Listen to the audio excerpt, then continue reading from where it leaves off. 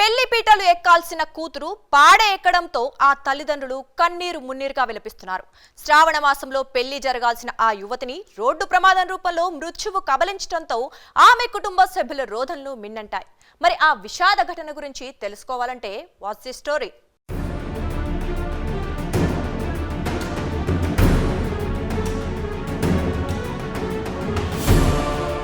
అనంతపురం జిల్లా కళ్యాణదుర్గం ఎస్సీ కాలనీకి చెందిన రాజు బంధువర్గంతో కలిసి తమ ఇంటి దేవుడైన ఉరవకొండ మండలం పెన్నహోబెల్లం లక్ష్మీనరసింహస్వామి దర్శనానికి ఆటోలో వెళ్లారు.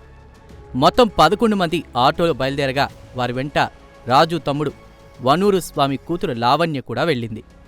దైవ దర్శనం చేసుకుని వారంతా మళ్లీ ఆటోలో అనంతపురం తిరుగు ప్రయాణమయ్యారు. ఆమిద్యాల రహదారి వద్ద శ్రీవారి క్షేత్రానికి సమీపంలో ఆటో అదుపు తప్పి బోల్తా పడింది. ఈ ప్రమాదంలో వనూరు స్వామి కూతురు లావణ్య తీవ్రంగా గాయపడింది. ఆమెను అదే ఆటోలో హుటాహుటిన ఉరవకొండ ప్రభుత్వ ఆసుపత్రికి తరలించారు. లావణ్యను పరీక్షించిన వైద్యులు ఆమె చనిపోయినట్లు ధృవీకరించారు. ప్రమాదంలో లక్ష్మీదేవి, చైతన్యతో పాటు మరో 3కి స్వల్ప గాయాలు కాగా వైద్యులు చికిత్స అందించారు.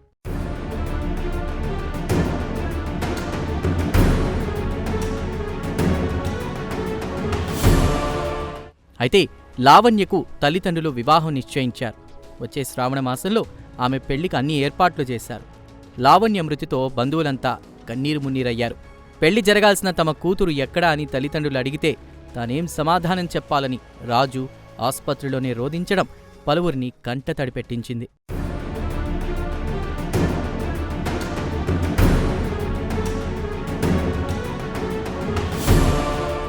లావణ్య మృతితో కళ్యాణదుర్గం ఎస్సీ కాలనీలో విషాద ఛాయలు అలుముకున్నాయి. పెళ్లిపీటలో ఎక్కాల్సిన తమ కూతురు కళ్ల ముందు విగత జీవిగా ఉండడంతో ఆమె తల్లిదండ్రులు గుండెలు బాదుకుంటూ రోధించారు. వారిని ఓదార్చడం ఎవ్వరి తరం కాలేదు. ఉరవకొండ ఎస్ఐ జనార్దన్ నాయుడు కేసు నమోదు చేసి ప్రస్తుతం దర్యాప్తు చేస్తున్నారు. వచ్చి దర్శనం గురించి చేసుకుని రిటర్న్ పోయేవాడు ఈ ఆంధ్రాలకు ముందు పోయేవాడు మధ్యలో బండి అక్షయ్